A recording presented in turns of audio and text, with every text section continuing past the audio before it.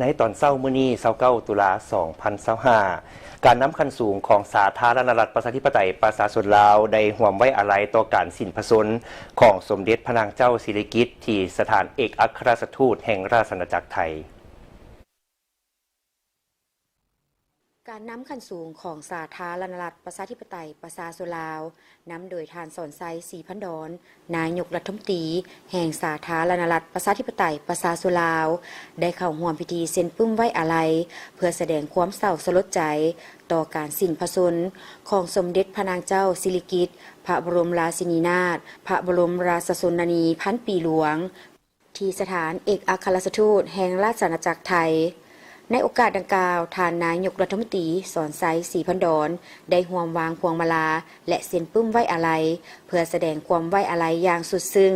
ต่อการสูญเสียบุคคลที่เคารพรักของปวงชนชาวไทยซึ่งมีเนื้อในดังลุ่มนี้ในนามรัฐบาลและประชาชนแห่งสาธารณรัฐประชาธิปไตยประชาชนลาวข้าพเจ้าขอแสดงความเศร้าสลดใจอย่างสุดซึ้งต่อการสิ้นพระชนม์ของสมเด็จพระนางเจ้าสิริกิติ์พระบรมราชินีนาถพระบรมราชชนนีพันปีหลวงแห่งราชอาณาจักรไทย